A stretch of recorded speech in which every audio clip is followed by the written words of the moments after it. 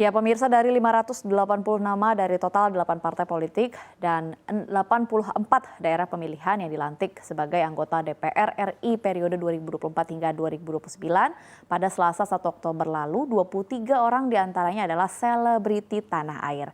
Nah, berapakah gaji para anggota DPR atau DPD tersebut sampai-sampai akhirnya para artis rela untuk bergeser profesi? Mari simak ulasannya dalam Serba-serbi 25 artis dilantik jadi anggota DPR DPD 2024-2029. Ya, ini adalah nama daftar para artis yang terpilih begitu, beserta dengan dapil dan juga perolehan suaranya. Mari kita review secara general. Mulai dari ada Arzetti Bilbina, kemudian Ashraf Abu atau yang sering disebut dengan pedangdut Ashraf, kemudian ada Dede Yusuf, ada komedian tadi sudah disinggung Uya Kuya, kemudian ada Sigit Purnomo atau Pasha yang sering dikenal oleh masyarakat dengan Pasha Ungu, kemudian ada penyanyi kondang Melly Goeslaw, ada Juniko BP Siahaan atau Niko Siahaan, ada Nurul Arifin, ada Rahel Mariam, kemudian ada juga mantan vokalis band Dewa yaitu Once Mekel. Kita lihat ke slide yang selanjutnya.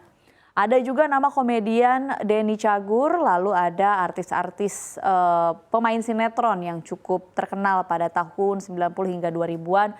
Misalnya Desi Ratnasari, kemudian Tommy Kurniawan, ada Primus Yustisio, kemudian ada Rieke Diah Pitaloka, ada juga artis yang cukup hits begitu di tahun-tahun 5 tahun terakhir seperti Verrell Bramasta, kemudian ada Mulan Jamila, ada Nafa Urbah, ada Iyeth Bustami, kemudian ada Eko Hendro Purnomo atau Eko Patrio begitu. Kita lihat ke jajaran yang terakhir.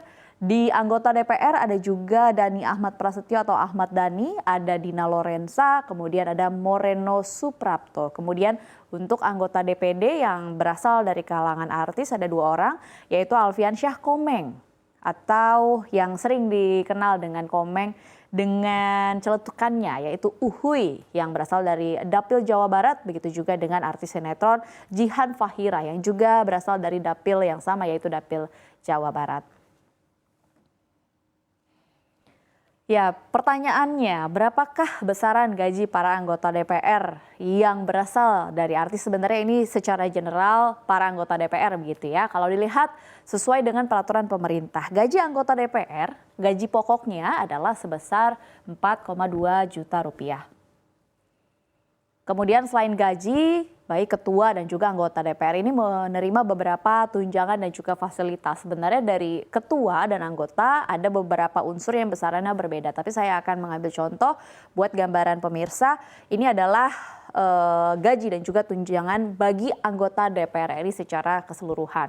Mulai dari tunjangan anak yang sebesar 2% dari gaji pokok, kemudian tunjangan istri 10% dari gaji pokok, ada tunjangan beras yaitu sebesar Rp30.090 per jiwa per bulan, ini sesuai dengan keluarga inti. Kemudian ada tunjangan jabatan yaitu sebesar 9,7 juta rupiah, ada uang sidang per paket 2 juta rupiah, kemudian tunjangan komunikasi intensif yaitu sebesar Rp15.554.000, tunjangan peningkatan fungsi pengawasan dan anggaran sebesar 3,7 juta rupiah, tunjangan kehormatan sebesar Rp5.580.000 dan tunjangan PPHH pasal 21 sebesar 2,6 juta rupiah. Kita lihat ke slide selanjutnya. Selanjutnya mari kita lihat ada bantuan listrik dan telepon sebesar 7,7 juta rupiah, fasilitas kredit mobil sebesar 70 juta rupiah per orang per periode. Kemudian ada budget untuk asisten anggota sebesar 2,2 juta rupiah. Biaya perjalanan daerah tingkat 1 dan juga tingkat 2 masing-masing 5 juta dan 4 juta rupiah per hari, bukan per perjalanan ya, tapi per hari. Kemudian ada uang representasi daerah tingkat 1 dan tingkat 2 ini adalah 4 juta dan 3 juta rupiah, baik masing-masing ini adalah hitungannya per hari. Kemudian ada anggaran pemeliharaan rumah jabatan di Kalibata, Jakarta Selatan yaitu 3 juta rupiah per tahun. Kemudian ada rumah jabatan Ulu Jami, Jakarta Barat, ini untuk anggaran pemeliharaannya juga adalah sebesar 5 juta rupiah per tahun. Kemudian mendapatkan perlengkapan rumah yang lengkap. Kemudian yang terakhir adalah tunjangan beras pensiunan sebesar Rp30.900 per jiwa per bulannya. Nah, kalau dilihat begitu dari besaran pendapatan, mungkin banyak pemirsa yang berpendapat tidak heran ya akhirnya banyak artis atau komedian yang akhirnya shifting atau pindah profesi ke anggota legislasi. Makanya itu terpilihnya para artis menjadi anggota legislatif ini juga menuai banyak dan kontra, pro dan juga kontra. Direktur Eksekutif Sentral Politika, Subiran Paridamos ini menjelaskan banyak pihak yang akhirnya skeptis, tidak mengherankan ya begitu melihat kontribusi para artis di DPR RI ini. Tetapi ada juga sih sebenarnya yang menaruh harapan atau pro, setidaknya mereka ini dilihat dapat memperjuangkan nasib dunia seni, hiburan dan juga budaya di tanah air. Sedangkan bagi kalangan yang kontra, para artis menjadi politisi, ada 4 hal setidaknya yang melandasi kontranya tersebut.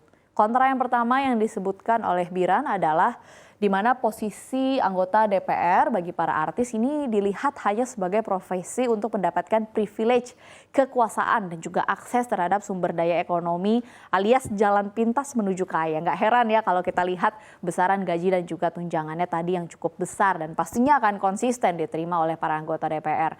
Kemudian yang kedua ini adalah cara parpol untuk memanfaatkan para artis untuk mencari popularitas atau mendulang suara bagi partai politik di pemilu karena faktanya artis memang memiliki modal popularitas atau dikenal oleh warga.